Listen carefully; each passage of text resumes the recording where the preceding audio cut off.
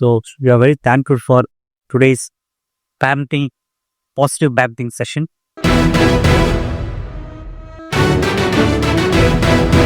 Lot of things about the positive parenting and how the child and children's and also the teenage students are currently in our society.